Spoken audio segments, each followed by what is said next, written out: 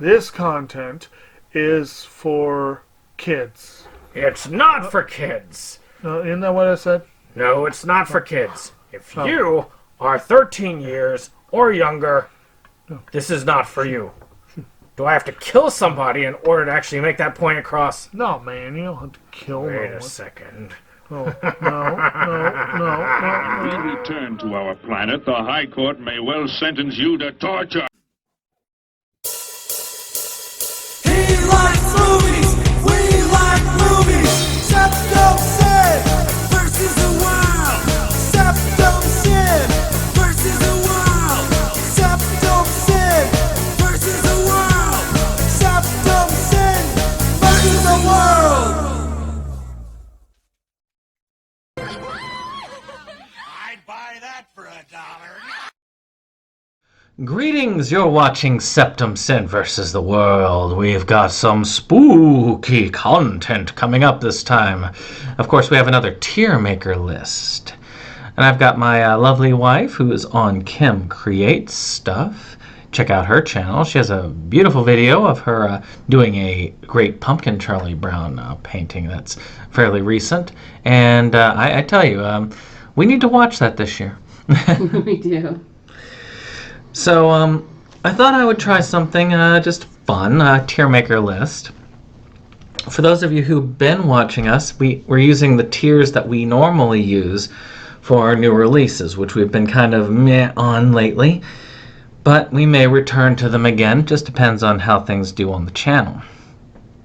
So I went through, I said I'm going to just rank every horror-themed game I have beaten. But only the ones I've beaten because I really don't feel like you can get a judge on a game unless you played it all the way through. So you'll notice some interesting games up on here and some omissions. But here's how I'm going to rank them. So priority, it's a game that not only is really fun to play but also is suitably creepy. Something that can give you a little bit of a creep factor to it. Yes, please. It's a pretty good game all the way around. Very enjoyable. May not be as creepy as some. May not be as fun necessarily, but it might have a slight imbalance. Curious. The game is okay. Pretty good. Worth one playthrough. Meh is alright. And hell no. No, this game is crap. I would never play it. So, I'm going to start with one of the earlier ones, which is The Seventh Guest. Now, The Seventh Guest is a point-and-click kind of mystery-solving game. It's one of the early PC games where you play this person who is invited to this house where there's this toy maker who made some sort of deal with the devil. It is a pretty interesting game. Already it sounds creepy, just like that. It's one of the early games that's used motion capture back at the time, so you got to see a lot of live video playing. And this is back in the 90s. So, pretty impressive. The mysteries are very hard to solve. So if you are not good at puzzle solving, you're going to have a hard time. Matter of fact, my playthrough of this one and its sequel, you can see me struggle quite a bit with the puzzle solving because I did some playthrough on it. I was like, nah. I have beaten both The Seventh Guest and The 11th Hour, and we'll talk about The 11th Hour soon. To me, it's reasonably creepy. It's really fun with campiness, but to me the gameplay, it doesn't hold up really these days. I would give The Seventh Guest a curious. It's okay. The 11th Hour takes that same formula, brings you back to the mansion after the events of The Seventh Guest, and it's same old, except instead of creepy, it's more strange. Even has a weird game show thing at the end. It's just more of a weird, strange game. It might be worth one playthrough, but really it's not there. So, let's talk I'm going to look and see if I have the other one. I'm sure I have it somewhere in here. Well, we're just going to cover some of the original. Oh, there it is. Yeah, it is on here. So let's talk about American McGee's Alice. I'm sure you've heard of that, right? No. So When did you last play that one? it's been a long time. It's back in PlayStation 3 days. Jacob actually sat there and played with me. But this one is a twisted take on Alice in Wonderland. Very twisted take. It takes place in this dark Wonderland, and you use various items and weapons to defend yourself. And it is, oh my gosh, it's hard. It is one of the harder games. It was originally a PC game. Got a lot of rep. And I played it when it came as a free download with the sequel, Alice the Madness Returns. The game has some creepiness to it and some good world building, but damn is it hard. And unfair in a lot of cases because controls are also wanked up. That one's one I'm going to give as a curious end. I think it's worth a good playthrough, and it can be enjoyable at times, but and it's really hard to get a copy these days. Unless you have that PlayStation 3 download code that you already had done, it's probably not even available now. Or an old PC. An old PC, you might be able to get a copy of this. Now, its sequel, Alice the Madness Returns, fixes a lot of the control issues and a lot of the difficulty spikes. It's not easy by any measure of the word, but it not only makes that innate creepiness of the dark Wonderland, including things like these porcelain doll creatures with shadows underneath that come after you, and you've got to basically burst them open and take out the shadow creatures. But it also has a very interesting story about Alice kind of escaping into Wonderland and about it following her and her psychiatrist back in sort of Victorian England. And as we know, like whenever they depict psychiatry on a video game or a movie, it's always got to be something really creepy and like scary and everything. Well, I know about the dark past of our profession. But it is a very fun game. I love returning to it. I'm glad. It's one of the games I'm glad I still have a PlayStation 3 for, because good luck getting it elsewhere. Oh, well, actually, no. If you have a modern Xbox, you can play it on that, because that is one of the beauties of the Xbox, is that you can do backwards compatibility, and I think it's on Game Pass. Very fun game. And I would put that actually in the yes, please. It's not perfect, because it's not, well, it has creepy moments. It has pretty balanced gameplay. It's a pretty fun game, though I don't think it is a perfect horror game. So let's change gears. Alone in the Dark, which is credited as one of the games that was used as a template for the original Resident Evil. When it comes to the tank controls, the fixed camera angles, where you play this dude in a haunted mansion, and it's kind of interesting. I never beat it, so I can't really say. And I have never beaten the sequels to this game, but I have beaten this one, which is Alone in the Dark: A New Nightmare, which I originally played on the PlayStation. This one is very similar to something like Alan Wake, where they use light to defeat these shadow creatures. You are going through a very haunted mansion, and there are very kind of like Cthulhu-esque elements to it. What is it called?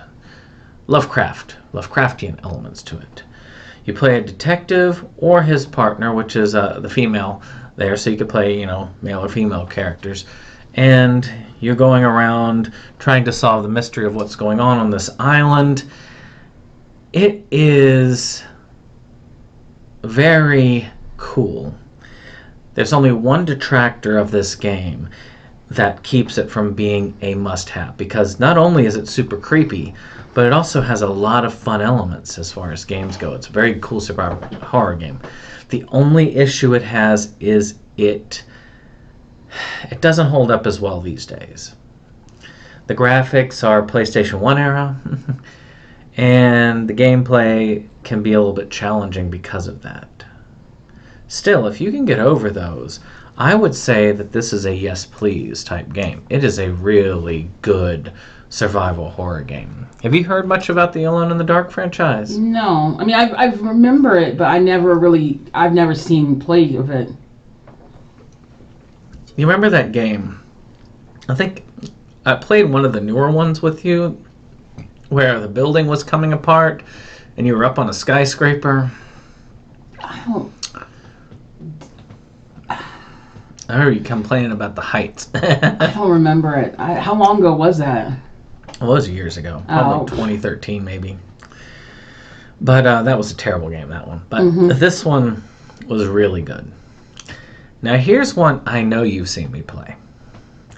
Among the Sleep. Oh, yeah. Now this is one I was on the Kickstarter for because I thought it was really cool. Survival horror from the perspective of a toddler. Well, from a toddler, everything you look at is strange and terrible, especially at night. This giant, like a grandfather clock. If it's just sitting in the shadows, your imagination just takes hold of it. And this was the premise of this game. So I was very excited about it. And then when I finally got my copy, then I realized it wouldn't play very well on my garbage computer at the time. So I gave up on it. And then it came to consoles, and I was like, okay, I'll get another copy of this on the console, see if it works, because it was pretty cheap. And then they refurbished it a little bit, and I was like, okay, I'll wait until they refurbish it. And then I just neglected it for a long time. But I finally got down to playing it this year, and I beat it. It's not that hard, but does have elements where you can die. From the platforming, from these creepy things that are hunting you, and the story itself has some unique stuff that you can figure out as you go, picking up the drawings that you have scattered about, looking at the various items and how the child perceives them. It is, to me, a really scary game. I mean, how many times did I jump back and was like, ah! You didn't see all of it, but what you saw, I'm sure you felt creeped out by. Oh, yeah. Unfortunately, it's kind of lopsided because the play control is meh, and the game is extremely short.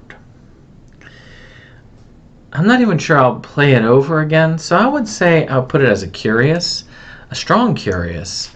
It's one I think is worth one playthrough, but I don't know if it's worth multiples. So if you catch this on like Game Pass or catch it for a really cheap price, I would pick it up. So another one I know you've seen me play, BioShock. Oh. So BioShock is a game where you crash land on this plane and you find this lighthouse that takes you down to an undersea city.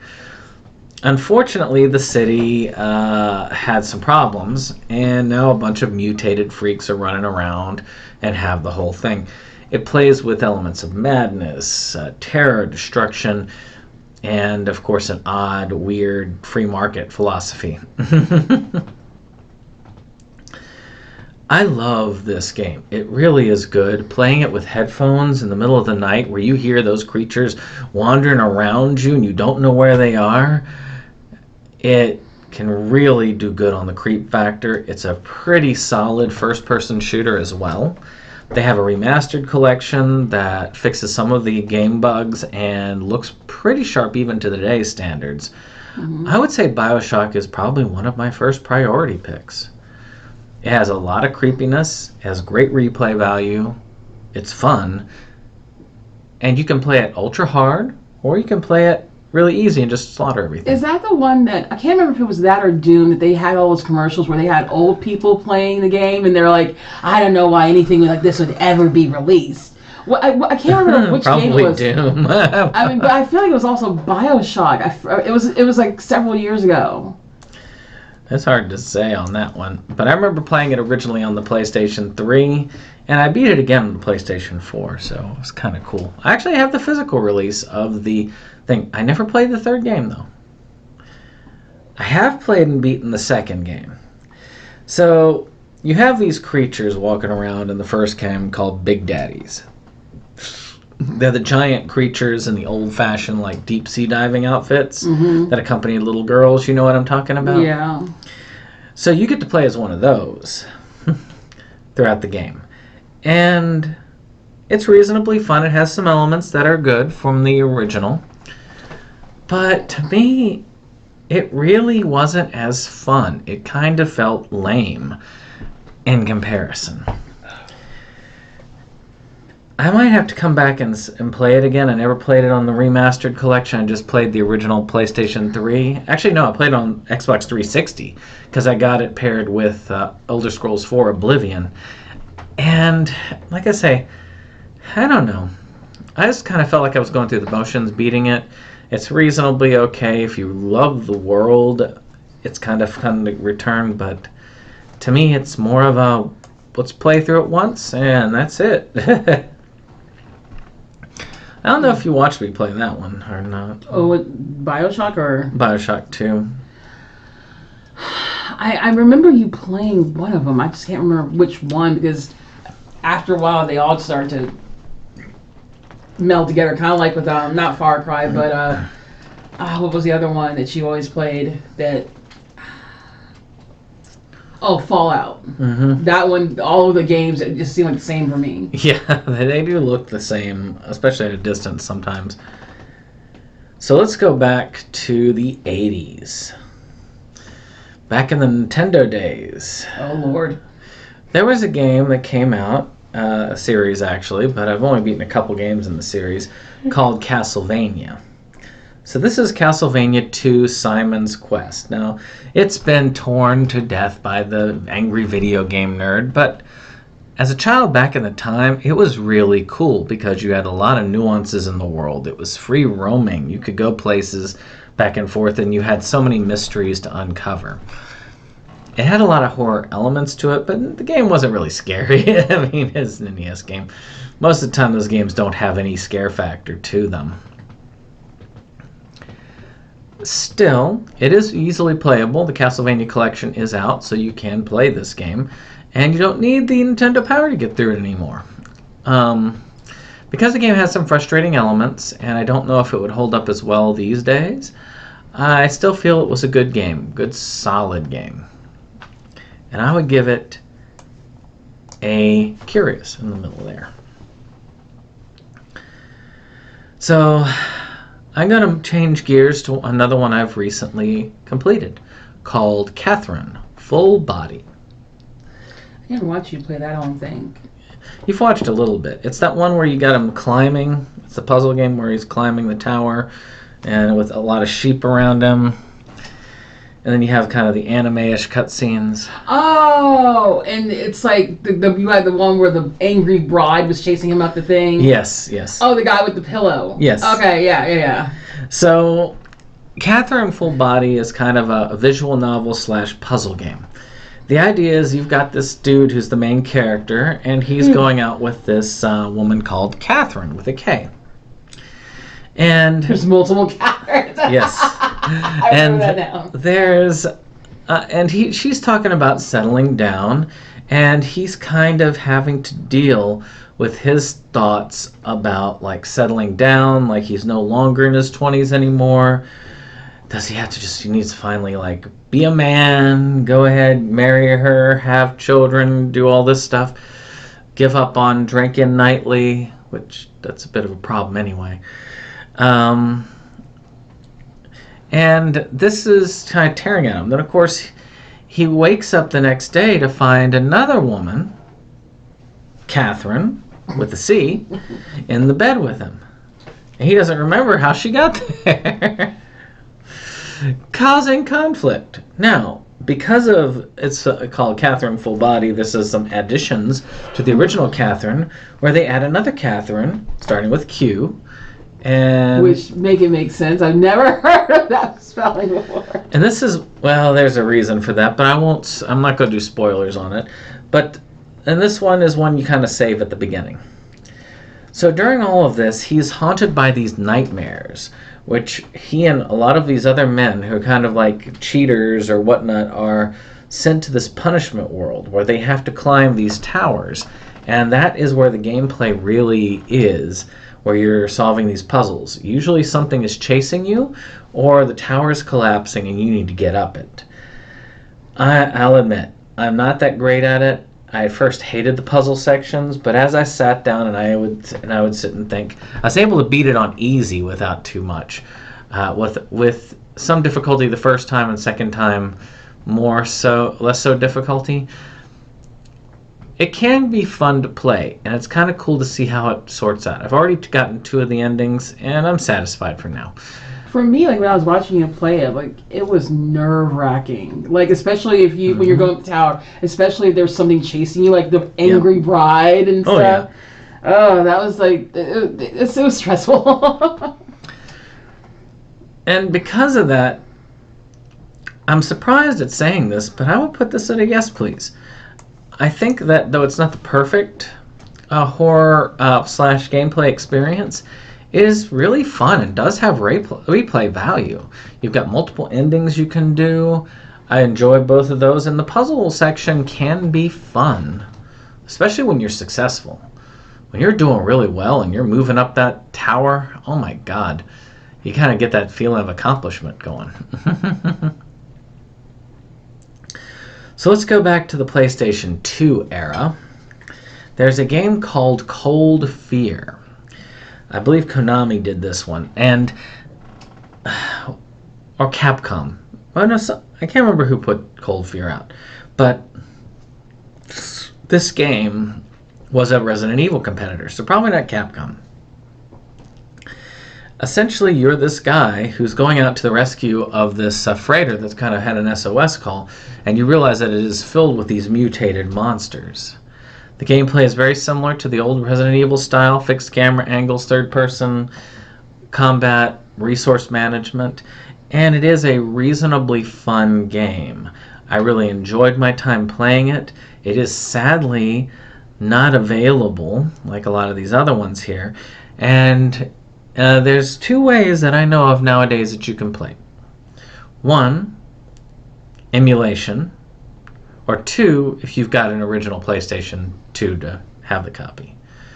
It's worth checking out if you like old school survival horror though, because those games are still pretty good. It has a number of great jump scares. It's very entertaining, and I played it through several times and had a ball with it. So I would put this thing under a yes please. Very fun. And I played a little bit of it under emulation not long ago. Shh. But I still enjoyed it. Now, one that y'all have seen me on the channel do some playthrough on is Costume Quest. Now, Costume Quest is an RPG that I originally played through to completion on the 360, but also played it again to completion on the PC. And it is an RPG where you're playing these little kids that are going out trick-or-treating, and these goblins, which took over the street, have come out to steal all the candy. Unfortunately, this brother and sister, one of them dressed as a giant candy corn.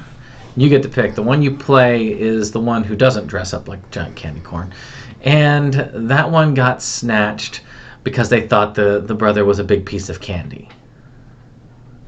So you've got to go through with your friends and take out the goblins, where you can use your imagination to change into basically the creatures that your costume looks like, which is really fun. It's kind of imaginative. There are some limits to it. It has some fun replay value, and there is a cartoon series based off of it. So that's not bad, and there's a sequel. But I want to play I haven't beaten the expansion, but I have beaten the main game, so I consider it beaten. And I'm working through it again. I just haven't really decided to go through the rest of the playthrough. Maybe I'll record it in the next year. I'll just throw it in there when I get the chance. So this one is a really good game, fairly solid, very enjoyable, but definitely has its flaws and not scary in the slightest. I'll put it under the curious end. It's a decent enough... No, not you. You. It's definitely a decent enough game. So let's go to the world of horror fighting games. I know you like your fighting games. Yep. And you might be familiar with some of the original characters here, which is Dark Stalkers. Now, this is the only one in the series that I have beaten to completion. Whenever I want to look at a fighting game, I like to complete the arcade mode thoroughly on normal. I'm not going to say you have to complete it on all things, but to me, the way to beat a fighting game is you got to complete old school fighting games, beat the arcade mode or story mode with every character. And that was easy enough. There weren't a lot of characters back in the day for this, so it wasn't that hard to beat it like that. The one character that you probably would recognize from this series is Morgan. She is the sexy vampire lady with long green hair. Jacob loves that character. Oh, I'm sure he does. You essentially play as these kind of horror monsters. You got a vampire, a werewolf, a zombie, a mummy, I think Creature from the Black Lagoon type characters. The cat girl, which I can't remember. I'm not sure if she was in this one or not, but I know she was in later ones. A lot of these, it was a Street Fighter clone, but with horror monsters. And some of them continue on to this day. There are multiple Darkstalkers games. It is a pretty solid fighter. Not all that scary, but a solid fighter. I would put this as a curious, decent. So one I know you've seen me play, and I had not gotten into this series up until recently, was Dead Space. Yeah, it was Dead Space. That was the commercial. That the old people, where they had the old people playing the game and they were freaking out about it. And Dead Space has elements of Aliens, Event Horizon, and some of these, and where you can see a lot of this horror come home. You're going in, you get a distress call from the ship, this giant mining ship, and you realize that it's been taken over by these creatures called necromorphs, which are aliens that reanimate dead bodies. And these people are going mad because of something going on, and to the point where they're killing themselves, killing each other. It's just a terrifying scene, and you are going around to kill them. You've got to chop off their limbs. That's a traditional headshot. This has a lot of variety. You've got to do anti-gravity stuff, and the graphics hold up pretty well for somebody who first played it this past year. And creep factor, oh my goodness, the sounds that they have, the fact these creatures will come up behind you, you're always watching your back, you're always worried about your ammo, and you're always wanting to find out what's beyond the next one. I will give Dead Space actually a perfect score because it's fun, got a good amount of replay value, and damned if it isn't creepy. Do you remember any of the playthrough that we did with that? How long ago was it? Not that long ago. About maybe summer. Oh man, I remember some of it, and I remember at one point, weren't you like crawling through like a air duct or something like that, or the things were coming out of one? Yeah, they're coming out of the air duct. Yeah, I remember that part really freaked me out because it's like. I remember when you were playing it, and you were just kind of walking along, and all of a sudden this thing just lunges out of a freaking air duct that you walked at. It's like, ugh. Just like an alien. Well, now we're going to go to another one that doesn't look so creepy if you look at the cover, which is Doki Doki Literature Club. Which on its surface is a dating sim. But it takes some very odd turns as it goes. I'm not really spoiling a lot because the game opens up with disturbing imagery. Be careful when you're playing this. It started out as freeware, but became so popular that it eventually gained its own full-on paid release, which I did toss the creators some funding because I got a lot of fun out of the original. I got a copy on the Switch. And I do plan on playing it again in the future. Maybe I'll do a playthrough with Jake. I don't know. But don't let the looks fool you. There's a lot more to this than meets the eye. And the game takes some very creepy and disturbing turns. Also has a ton of replay value, so that you can see things, where they go, what order you try and approach each girl with. It's pretty interesting. I will give this one a yes please, because I do plan on playing it again. It is pretty good. It's not super scary, and it takes a while to warm up, which is probably where the weak points are. So now we're going back to PlayStation 1 again with Echo Night. Have you ever wanted to play on a haunted ghost ship? Huh. No. And Echo Night is where you're going to a ghost ship like the Titanic, where you're wandering around and you're trying to appease ghosts.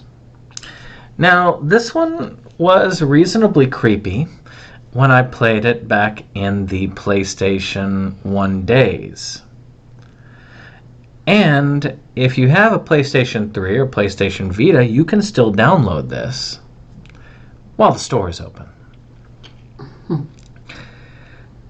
I tried playing it, and the control scheme makes this game borderline unplayable. It had some pretty cool scares to it, but to me, it really isn't all that fun to play anymore. It was fun back in the day, but just not anymore. I'll give this game a meh. I almost would go hell no, but there was still enjoyment out of this game.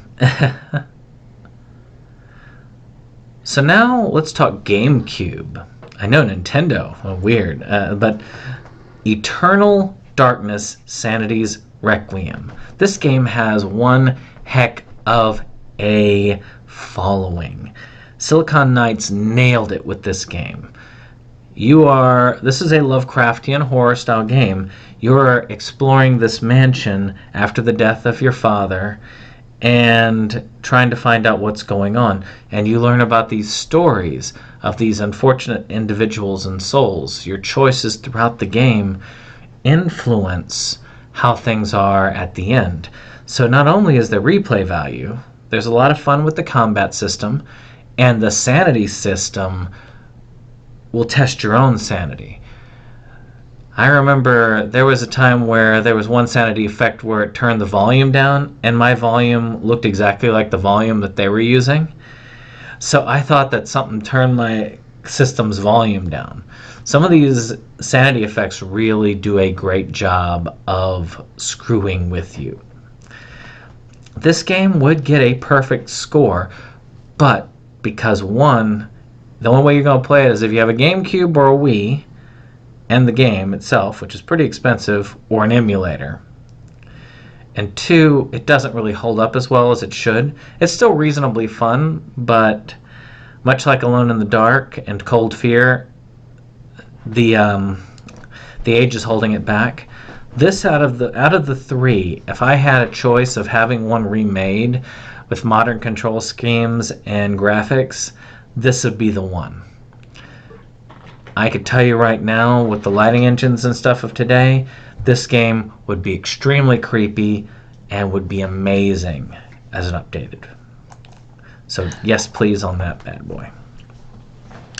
So one I know you saw me play recently on the PlayStation 4, which by the way you can get pretty easily, is Evil Inside. Evil Inside was one of those that said, Huh. PT. I can do that. That was the other night when we were playing with that one. How many times did I just like literally the jump scare literally threw me back into my pillow? Yes. There are a lot of jump scares in this. Essentially, you're this guy who is exploring something. You got a note from your mother, and you're exploring the house after her death. And you get various clues each time. And much like PT, you're going through the hallway. Then you repeat, and you repeat with different scares as it goes along. And different little puzzles you have to do to move along to the next stage. The game is reasonably scary, and I think is worth one playthrough. But note I say one playthrough, because really and truly you're done really quickly, and then afterwards that's it. There's no more mystery to it. So other than the atmosphere being creepy as hell, and it is really good about that, it just doesn't hold up. You can't. It's not a replay. You can't play it again. You play it that one time, but after you do it. There's nothing that you're going to miss. It's not like with some other games where you can do multiple playthroughs of it because you may have missed picking up items or you may have missed side quests or whatever. But with this one, just like with PT, once you get through it, if you try to play again, you're going to anticipate each and every scare. You're going to know when the woman's going to jump out at you. You're going to know when you're going to see that weird, whatever, wraith, whatever you want to call it, standing at the top of the balcony, shaking and stuff, and you're gonna know. You're gonna know all. No, I can't talk. You're gonna know all of it. So basically, you play it the one time, you get all the good scares from it, and you walk away. Then you're done. But again, reasonably fun for one playthrough. I wouldn't buy it for anything major. Maybe $5 or less. That's worth like a one playthrough, one night thing. It's not a worth rental, more basically. It's not worth like too much money. It's also a fun game to play with other people sitting there to scare the crap out of them. So another one, and I know you know this one as well, The Evil Within. Oh my god. So I originally got this on the PlayStation 3, but then updated to a PS4 copy. And then finally got in and beat the game. Essentially, this is a game that combines a lot of the elements of Silent Hill and Resident Evil together to form a pretty cool experience with nightmare creatures in a nightmare world. You're playing this guy who goes into this asylum, always the asylums, and ends up being drawn into this nightmare. The intensity of the first part of the game, if they had held that up for the rest of the game, it would be perfect. It still is pretty creepy most of the way through. It has some decently fun stuff. It's about as good as most Resident Evil games or Silent Hill games. But it doesn't quite hold up as the perfect game, but it is close. It is pretty good, and darned if it isn't intense. A lot of the monsters are pretty creepy. The safe head, the girl with all the arms and the long hair coming after you, or that butcher at the beginning. Oh yeah, that part. I remember when we played that scene. I was like, oh, this game's gonna be good because it was so gruesome and freaky and then scary with having to hide from him and everything. It has some fun stealth elements, and it gives you some options. So this one's a yes, please. It's actually a fun game. I've heard a lot of good things about the sequel. I need to play the sequel. I own it. It's just, a lot of games, very little time to play. Now, one I played on my own on the PS Vita is a game called Home. Now, this is one of those with the little pixel art style, and it's kind of an exploration/adventure game with a lot of horror elements to it, and it does have a lot of creepiness. I felt like it was really well done. The storytelling is strong in this, and it has replay value because you have multiple ways of ending it. I still don't consider it super memorable other than the style. Even coming back to try and remember the game over time, it fills me with more of a blank. So I would say if you're good with the art style, I would give it a try. I would say it's a decent one. So let's talk House of the Dead. Now, I'm sure you've seen the lame movie. Oh, I hated that movie so much. Oh. But have you seen the arcade cabinets that they used to have, where they have the guns, like the 2 machine guns? Yeah, and because I remember seeing them in movie theaters. So the Wii at the time came out with a collection of both the second and third game. And they are fun. With the motion controls, it's pretty much like right in the arcades. It was really, really cool back in those days. I think they have ports of these you can get on the PlayStation 3, or I'm not sure if Xbox has it, but I think you can get some House of the Dead. But these were really good. House of the Dead 2 is probably one of my favorite House of the Dead games, and the third one was really fun.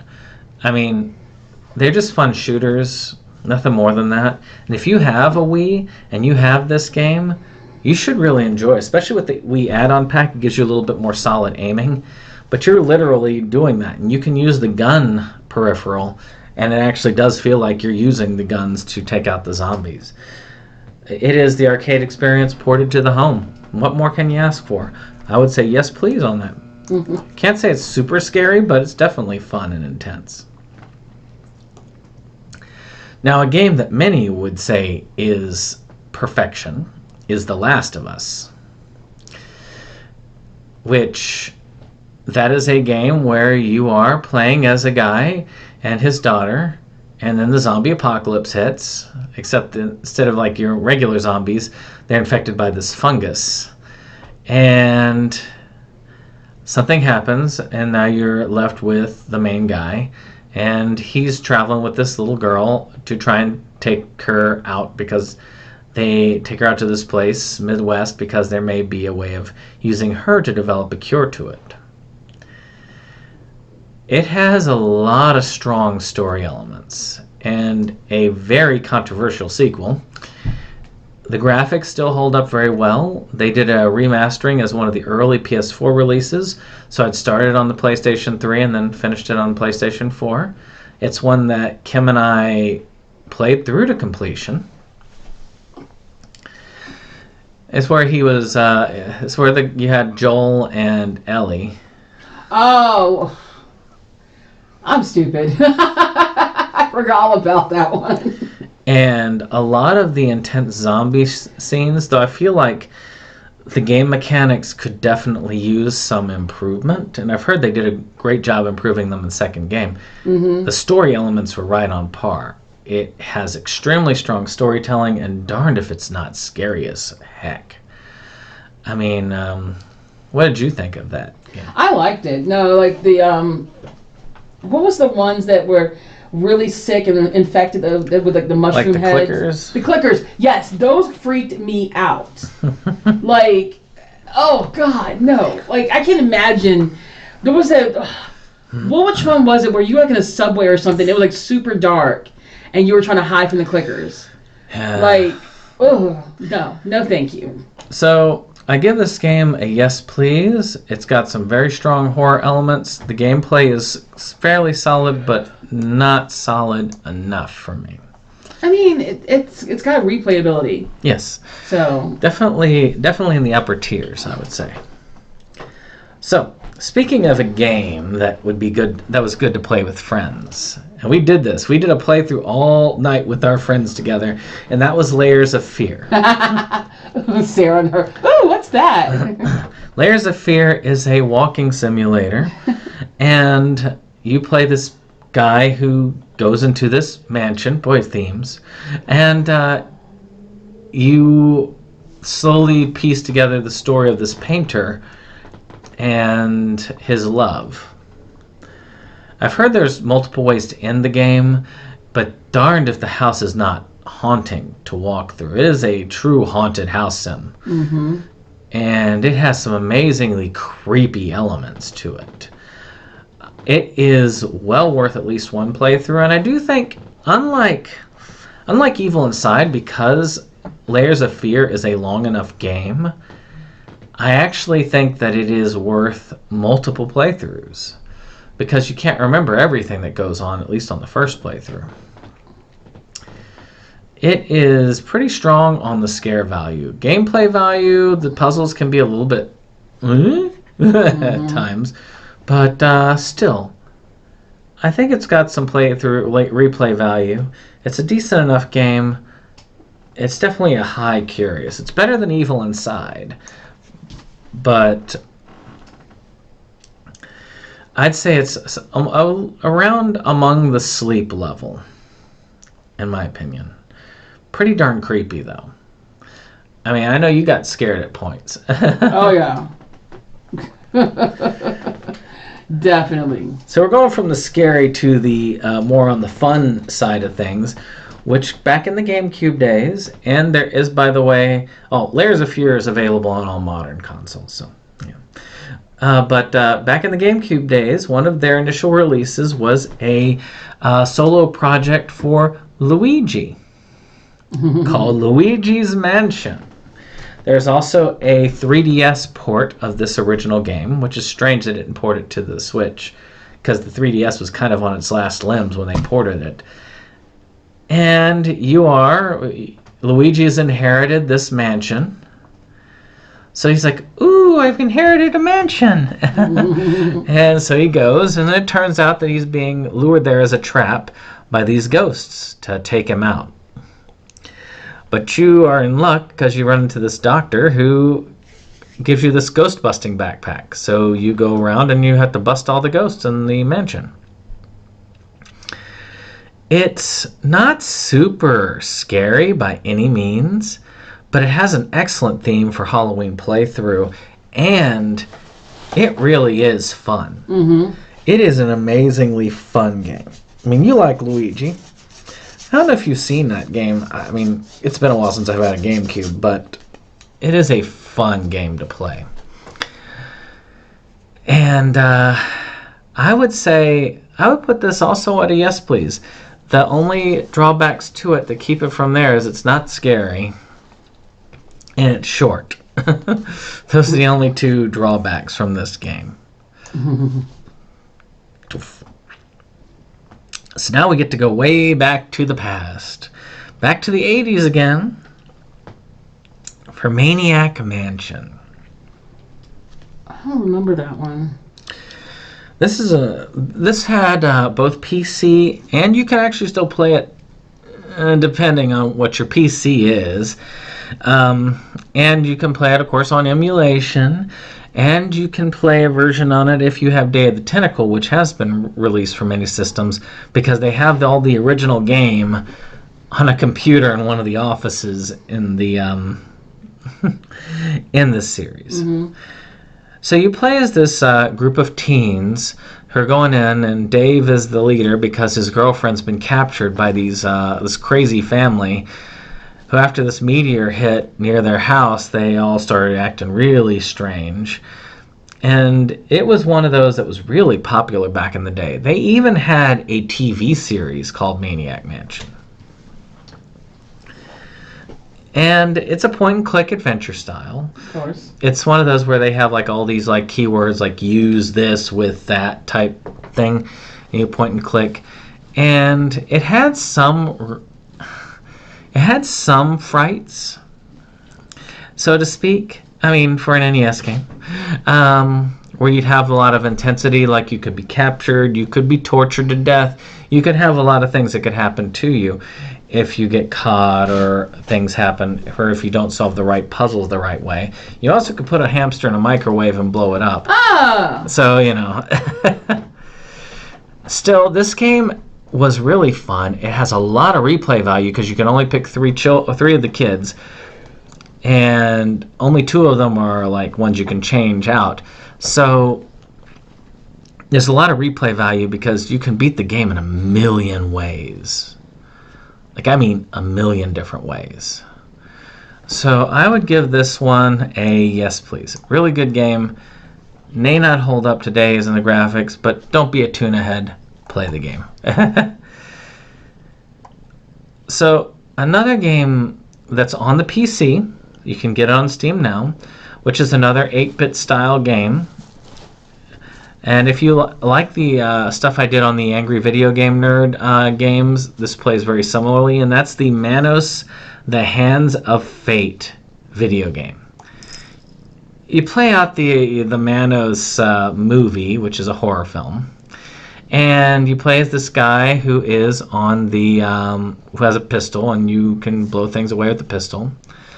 And you do a lot of platforming, and you kill a lot of monsters, and eventually you get to the point of, well, taking on the giant claw, which is a AVGN created character.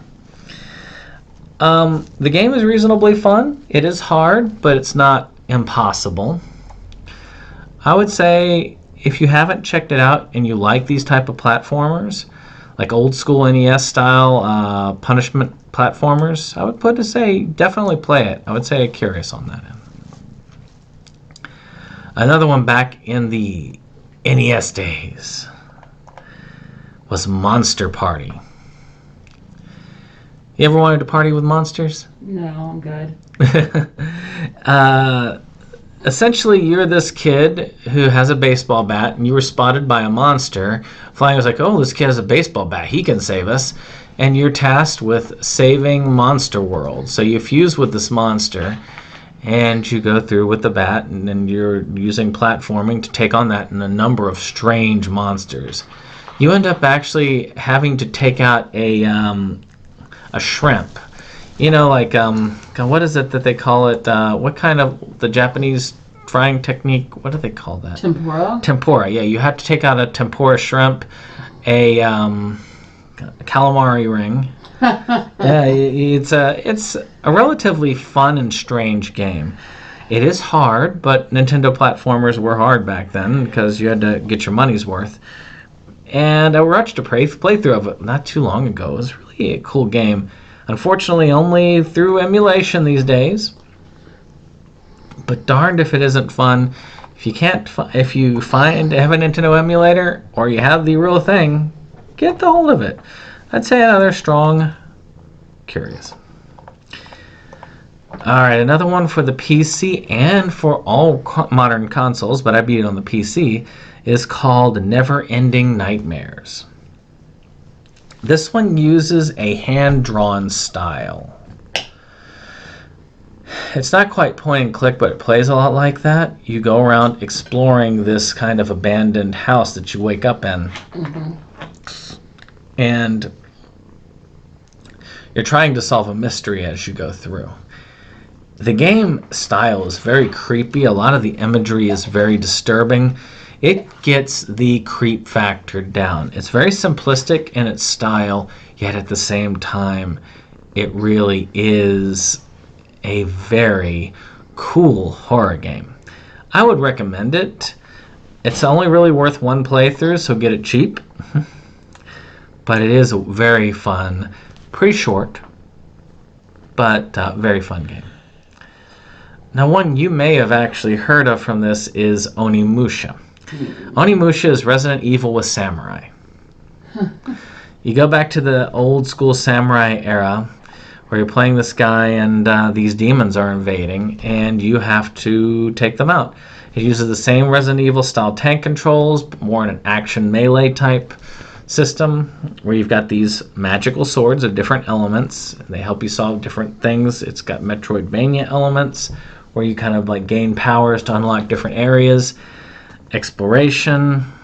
It's reasonably a fun game. They did a recent remaster of the first game. Just a remaster though, unfortunately, not a remake, for the recent systems. It unfortunately doesn't hold up exceptionally well. It's still fun, but it's very short. It's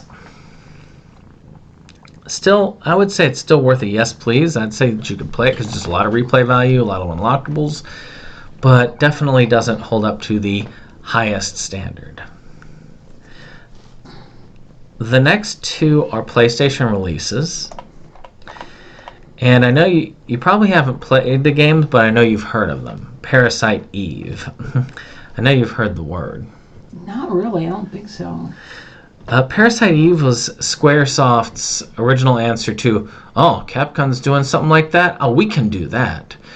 So they developed this hybrid RPG survival horror game where you're going through and you see this woman who has unlocked her potential through mitochondria, and she goes around mutating people, setting them on fire, very disturbing game.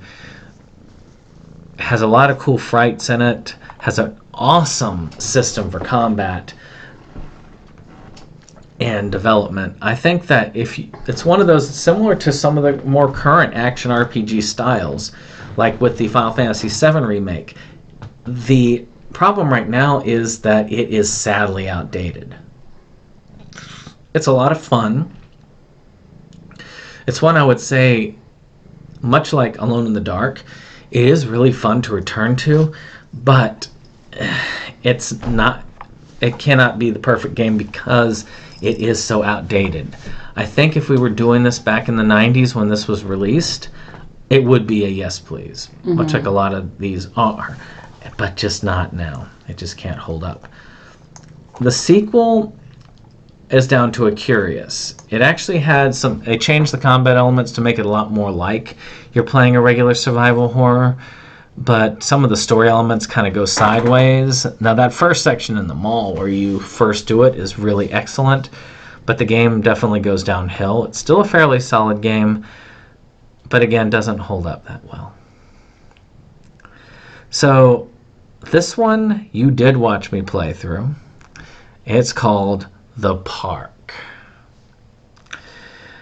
Oh, with the amusement park and the mom is like hates her kid or some shit like that. Yeah, it's a walking simulator where you've got a woman who's taken this child to this park, which is his favorite park, and then he runs into the park at the end of the day, so she's chasing after him. But things get slowly creepier and creepier as it goes.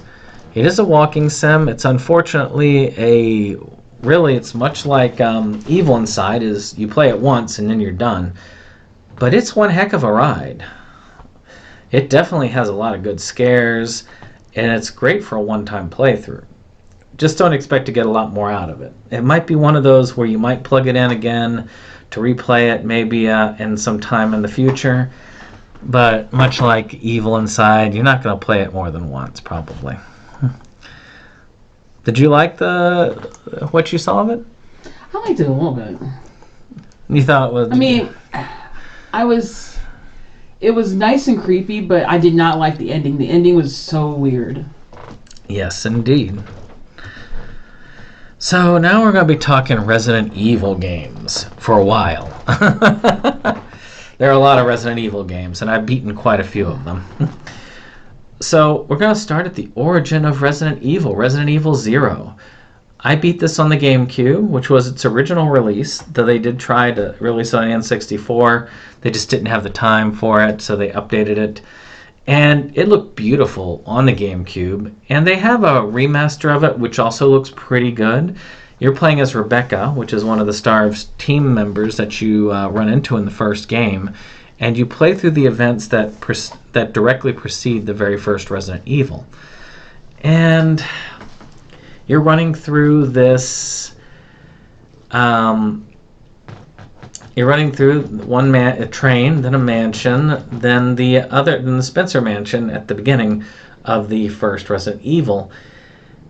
And it has this two-player system to where you've got a second person that's following you. You got Billy, who's an escaped convict. And you can switch off, you can solve puzzles this way. It's a really innovative concept, but the way they did the item management is what takes this game from being one of the best. Mm-hmm. Because though it looks good, it plays solid, the item management requires you to drop items all around the place and have to go back to find them. And that just, to me, it's probably the worst Resident Evil for item management by any game, by any way of the form. But still, it is a really solid game. Definitely a yes please. I like to return to it every now and then, just not as often as I would like. So I'm going kind of in chronological order for story. So let's talk about the original Resident Evil. Now, my best friend at the time had gotten a PlayStation when I had gotten an N64. And there were three games that he played, and one of them was his first game playing it, which was Resident Evil. He had to learn to get good because he didn't have enough money to buy a memory card. And so he had to play through the whole thing because if you died, you had to start the game all over again because he had no memory card. Talk about a way to really have the fear in you. And this game was really good at the time. It had a lot of scares. It had a perfect kind of action B-movie feel to it. It was one of those games that is really enjoyable to play. Even today, if you can get over the graphics, it has a heck of a lot of replay value. It is fun to just put the game in. The director's cut is my favorite. You can still download that on the PlayStation 3 or the Vita. Unfortunately, it's not available on modern consoles, but it is still worthwhile. I'm going to put that as yes, please. Really good. Now, let's talk the remake. Now, they did a remake of this, and it came out on the GameCube, which is where I saw it. And I thought to myself, I've got to get a GameCube now. Nintendo is definitely moving out of their comfort zone with this system. They are saying, no, we're not just going to do kids' games. We're going to do some adult games, and this is one of them. And they did a perfect graphical update. They added stuff. They added story elements, gameplay tweaks and fixes. And I really don't have the remaster up on this that they did, though I have played it again since on modern consoles. And it's minor quality of life stuff because the game already looked spectacular. This is an amazing retelling of the game, story for story, to the point where I have to give that a perfect on there. It has a lot of scares, amazing mood lighting, and a great gameplay system to get you coming back again and again. So after Resident Evil 1 comes the sequel, Resident Evil 2. This one took everything from the first game on the PlayStation and ran with it. The loading was better. The models were cooler. And the action was intense. You had 2 discs. One disc was all Leon, and one disc was all Claire. So you could actually, and which way you plugged it in, it changed the story. You had an A game, you had a B game. You always did start with one character, ended with the other character. And depending on which disc you started out with, depending on which character you started out with. And the games played through very differently. So you could actually play this game twice. You automatically had a 2-time play over of this game. And later versions of this had a lot of cool features that would get you coming back again and again. Unlike the first Resident Evil, I feel like this game, even though the graphics aren't there necessarily, still holds up reasonably well enough that I can put this in a priority field. It is easily the best Resident Evil of all of them when it comes to just, in general, overall finesse, and has some amazingness to boot. Now, remember I was talking about remakes, right? Well, they remade Resident Evil 2 graphically, and it looks amazing. They got rid of some of the replay value because really and truly, starting with Claire is pretty much identical to Leon, is Leon with a different skin playing. But it is still a very intense game, very well done, exceptionally hard, but well within the Resident Evil spirit. It looks beautiful, it plays well, and it keeps you going with the fear. And I'll have to ask Kim about her thoughts about that one when she returns. But to me, I admit, the first time I beat it, I used the cheat code for the infinite ammo. But after that, I went back and I beat it, normally. I just don't have time to die over and over and over again. Though I did beat Dark Souls, so I guess I am a glutton for punishment still. Though back in the day with a lot of these other games, I had a lot of time to play games. So I was able to get good. So what are we talking about? The Resident Evil 2 remake. Loved it. I figured you liked that. Again, very cool, very creepy. Definitely a priority game if you are a horror fan. So let's talk Resident Evil 3 Nemesis. I never did beat the remake of it, though there is one out there, so I can't really talk about the remake, but I can talk about the original. It's a very fun game. I played through it again fairly recently. It's just a really fun playthrough. I play through it a lot. It's not super scary. It's nowhere near as good as the second game when it comes to all of the replay value and such, but it is a fun and quick playthrough. You're playing as Jill. It kind of takes place before and after the events of the second game. It's just reasonably fun, and it introduces Nemesis tracking you down all the time. And that does have some scariness to it. I'm still stuck on Mr. X from Resident Evil 2. So, Resident Evil 3 I'm going to put as a yes please. It's good, but I feel like it's not going to hold up as well for the graphics and so on. Now, one I think that does still hold up, though the controls bring it down a little bit, is Resident Evil 4. I first played this on the GameCube, as I guess people should. And it was really fun. You play as Leon, you're going to Spain. And you're trying to rescue the president's daughter. But you find out there are these people who have been taken over by these parasites called the Plagas. And you have to fight through them. It's unfortunately went to the point where it evolved it to the over-the-shoulder style, more action than horror Resident Evil, but it still was a great deal of fun.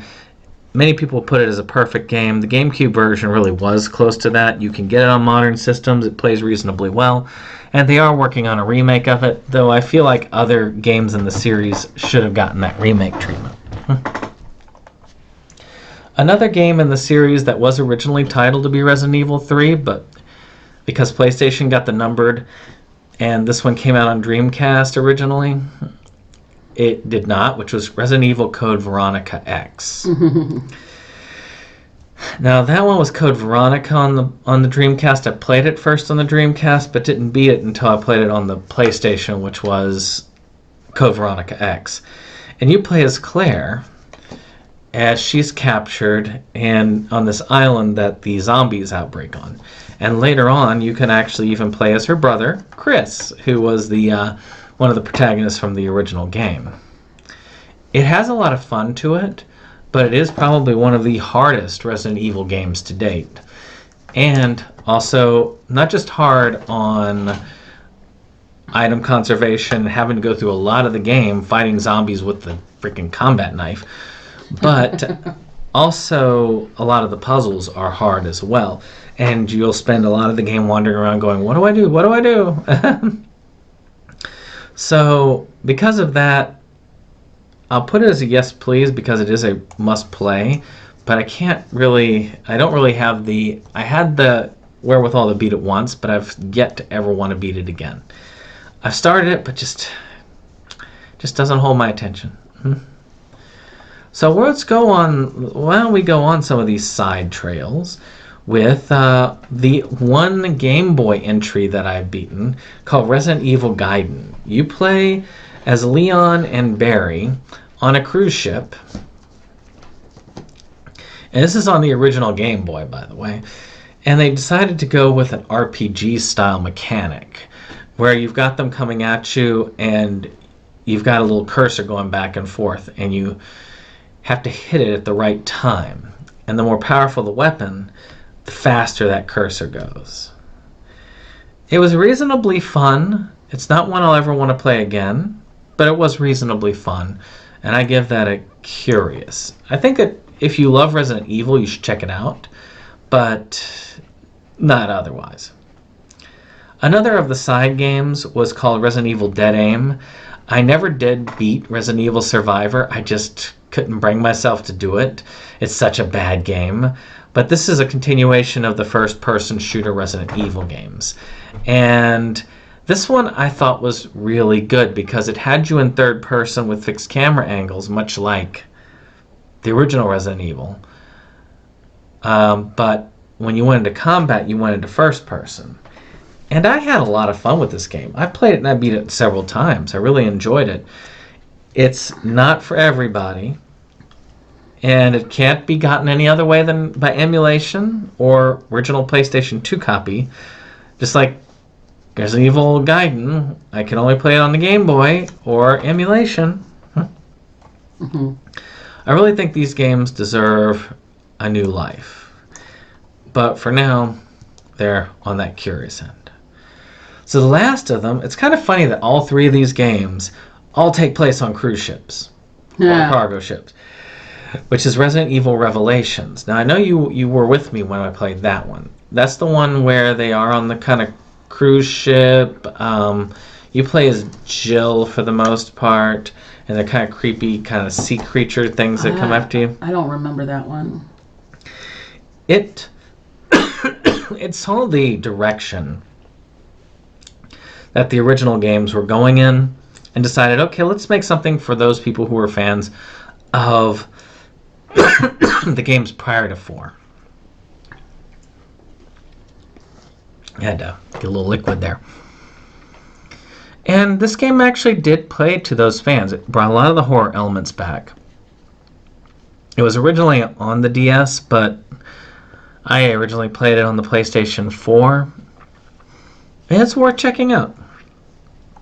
If you haven't checked it out, you should. It is a yes, please. I think it's as solid as Veronica, if not better. Because I do like replaying it. The episodic nature is kind of annoying, but otherwise it's a very fun game. I love the atmosphere, and I think it deserves more than it gets. So let's talk about those action-y ones. Resident Evil 5. Resident Evil 5 takes place in Africa, and that did kind of garner some dislike because you're playing a white guy gunning down a bunch of Africans. But if you were to remove yourself from that, it is a reasonably fun action game with horror elements to it. It basically takes the formula of 4 and runs with it. It's a very fun game. It's very enjoyable. It's not all that scary. But it does have Chris hitting a boulder. And he beats the boulder by punching it. So for that, I've got to give it a yes, please. So one that I know that we played a little bit together, which was Resident Evil 6. Oh. This game is one that's fun to play with a partner because you can actually, it is very arcadey. And it basically took the Resident Evil action to the highest degree. And there are some, like the Leon part of the game actually does maintain the creepiness and the zombie factor. The other parts of the game are not so creepy, it's more on the action end. But it's really fun. I think people really get down on this game, undeservedly so. It's just a lot of the people really wanted their original Resident Evil and they didn't get it from this. It sold extremely well, and it is a very fun game, but it's not that scary. And because of that, I have to give it just a yes, please. Also available on modern consoles. Though I played it originally on PS3. Resident Evil 5, also on modern consoles. I played that one on Xbox. So, now let's get into where they tried to make Resident Evil scary again with Resident Evil 7. Now, I know you know Resident Evil 7. I like that one. That one... He ain't eating it, Jack. He ain't eating it. That one went to the level of first person. They saw PT and they wanted to capitalize. Of course. And darn it if it wasn't scary. especially the first parts of the game. It gets a little less scary in the later sections because you got ammo and you're then blowing things away, but it is fun. It does have replay value. It is scary, and they do an amazing job returning to form. This one is probably, it's got to be a priority level. I consider it extremely good. I played it originally on the PS4, but, you know, and I played it again and beat it on the PS4 right before 8 came out. So let's talk about Resident Evil Village. You didn't get to see a lot of it, but you did get to see the opening scene and some of the playthrough on Rage Select. Yeah, I actually, so far, I like it. Of course, Lady Dimitrescu. Yeah. Then when you find out that she's not the main villain in the game, it kind of like, oh, you're false advertising. I really hate that. Like, they hyped that up so much. You thought she was the main villain. Literally, she's hardly in the daggone game. So they kind of make this one's a lot more similar to Resident Evil 4 than it is to 7, or to the earlier games. It's got some horror elements. It does attach well into the series. When you look at it at first, you're like, oh my gosh, they're going supernatural, vampires, werewolves, all that. It's like, not as much as you would think. No. And the game is reasonably fun. It is another first person. It is starring Ethan again. But if I was to actually look into this, I would say the game is fun, but it is not... It's not as good as 7. It's not scary. Or as scary. I'm not going to say it's not scary because there are definitely scary pieces to this game.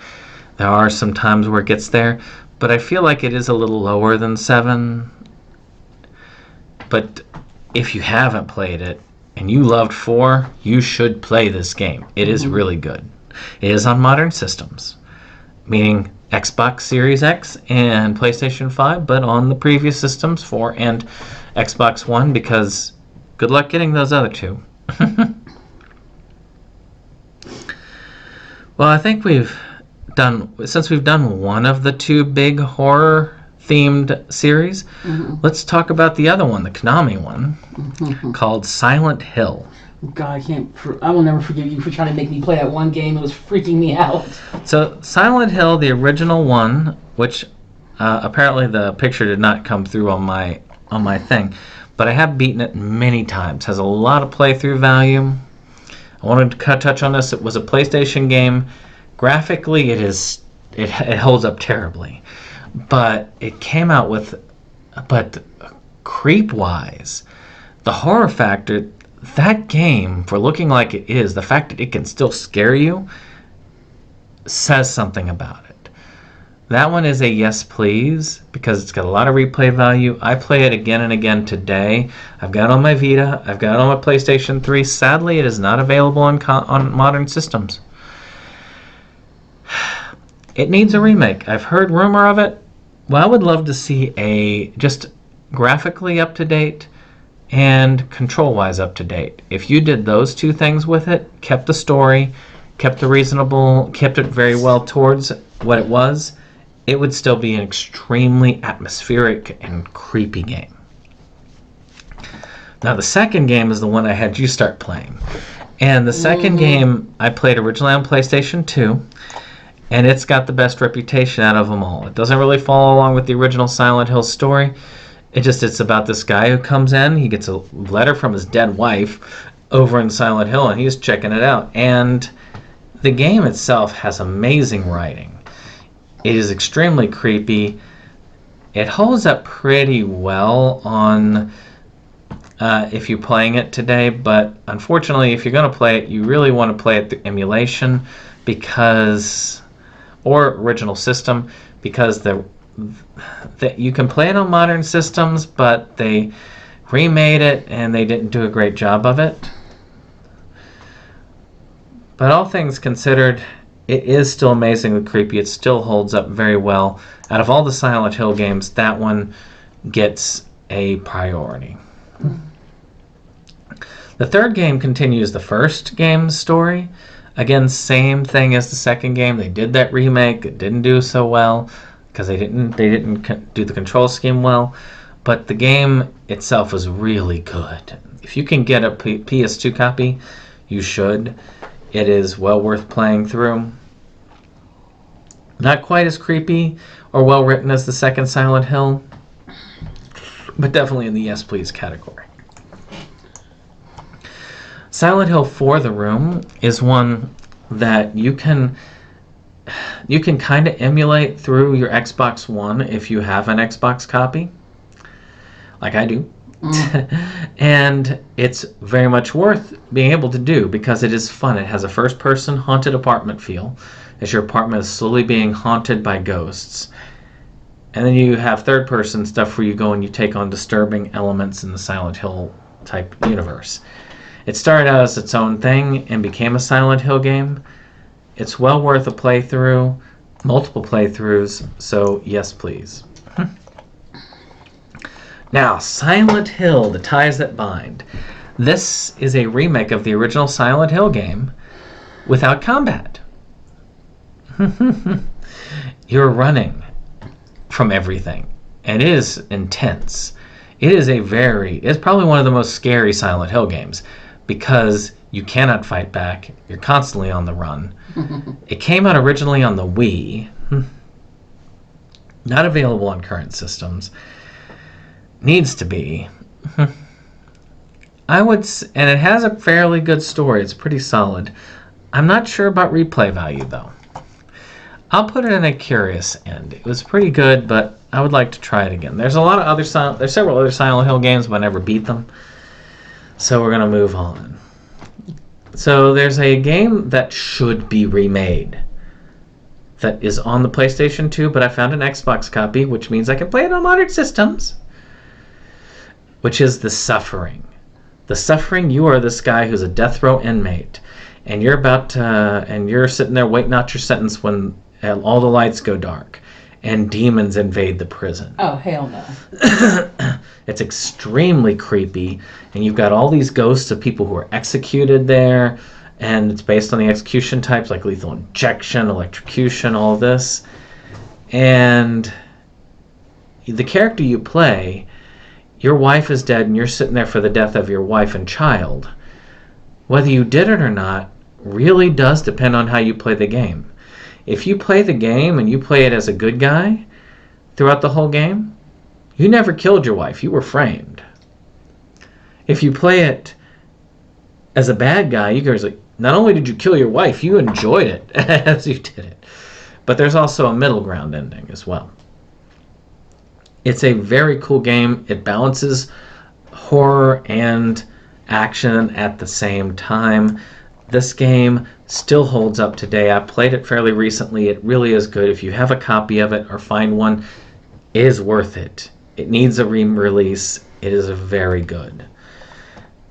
Now, The Suffering Ties That Bind, I think that's it. But that one, it's just an action game. It's an action game with horror elements. It was decent enough, but I never really felt like the need to complete it again. They kind of just dropped the ball, in my opinion. Alright, almost at the end. So we got Super Castlevania for the Super Nintendo. Extremely fun. I played a lot. Actually, you watched me playing some of that the other night when I came in there and I was waiting on you to come back for us to start Outlast. And Is that the thing with the whip? Yep. Okay, that one was like weird. It's fun. It's got a lot of cool music. It's probably the most fun I've ever had with a Castlevania game. I always love just playing it through to rebeat it. It's in the Castlevania collection, which I've been playing on the PlayStation 4. It's just really fun. It's super enjoyable. If you like the Castlevania series, you've got to play this game. It's the best side-scrolling Castlevania by far. So, the game I got the PlayStation 4 for, or wanted it for, was a horror game called Until Dawn. Oh my god. Until Dawn is basically an interactive horror film where you play as these kids who are going back to this place after their friend died and finding out the mysteries as to why it happened. you can use through decision making and quick time events. You alter the course of the story. I did it so everybody died. But if you work hard, you can also do it so that everybody lives. Matter of fact, it's actually hard to do it to everybody dies. So I'm It's proud. hard to do it. Everyone lives. Yes, so, usually most people just end up with a few deaths and a few survivors. But it is fun. It's got a lot of replayability. It's really cool. It's got a lot of scares to it. It's probably it was one of the reasons back in the day to get a PlayStation 4. Mm-hmm. Yeah, that was one of the first games that we got you on the PlayStation 4 when we got that free for Christmas. Well worth playing through. I still say we need to get a party together. We started it that way, where it was other people deciding for us what the other people were saying and doing. A lot of people didn't like some of the characters as we started. Gosh. So let's talk about Telltale's The Walking Dead. We played the first 2 seasons of it. Yeah, together. the one with Clementine, right? Yeah. It's got a lot of coolness to it. It's a point-and-click adventure game. Tell you the truth, this is one of those games where I feel like you could just as easily watch a YouTube playthrough of it and do fine. But it has fun to it. They talk about how the choices you make really influence how the game is. Not really. It's only like subtle things, but in reality it all ends the same. Mm-hmm. So I would say yes, you need to experience this game. Wait, which one was this one again? The one with Clementine. Okay. But I don't think that you need to necessarily play it. Watch a YouTube playthrough. It is great. It's great writing, great characterization, but I don't know if it's necessarily all that great to play. And the end of the first season, I mean, you remember like how I was upset. Not like I was mad at the game, because like, I will say this this probably would have made a better miniseries or movie, because you become invested in the characters. And like at the end of the first season, I remember I was sobbing. I was crying when you get to the end of the first season and you know who dies. I was, yeah, no. So I do like the storytelling aspect of the game. As far as the playthrough and the playability of the game, because so much of it is based off of like the choices and decisions you make, that might be fun for some people, but I don't know. I feel like it's better off as a movie or TV show, not like as a game. Oh yeah, I think it would have been a pretty good TV series. So one that you bought me. A spin-off, yeah. This one you bought me, which was Walking Dead Survival Instinct, which was one that you play as Daryl before he meets up with the main group in the I don't original remember game. buying this one for you. I thought This is way back. This is back in the PlayStation 3 days, and it's kind of okay, but not. I didn't really like the game. We played through it once, and when I came back, I thought to myself, I could have gone without this. We were hoping for better than what we got, Yeah. like way better. This is a terrible game overall. I'm actually putting that as the only hell no on this list. Which leaves us with What Remains of Edith Finch. that one was creepy. And wasn't that another one we were planning on doing with the group? Mm-hmm. On when we were in Hatteras. That's the one that Debbie actually got invested in, ended up playing it all the way through to the end. We played that in Hatteras, didn't we? Yes. Okay. She's like, this is awesome. She ended up playing it all the way through. And that's the thing. The game itself has an amazing story. It's about this woman who is visiting. She's pregnant and she's visiting the home of her family. She had to leave it at a young age, and with her mother dying, she's finally able to come back and try to unravel some of the mysteries of that household. It's very dark, disturbing in some ways, and even scary in others. It is an amazing storytelling experience that can be replayed. I've replayed it a couple of times, and though it is a very short game, And it doesn't have a lot of replay value as far as different endings and stuff. But it is a story. It's like a movie that you can watch again and again and again, with the interactive values of it only adding to the storytelling. This is my last one, but I give it a priority approval. And it is easily available on current systems.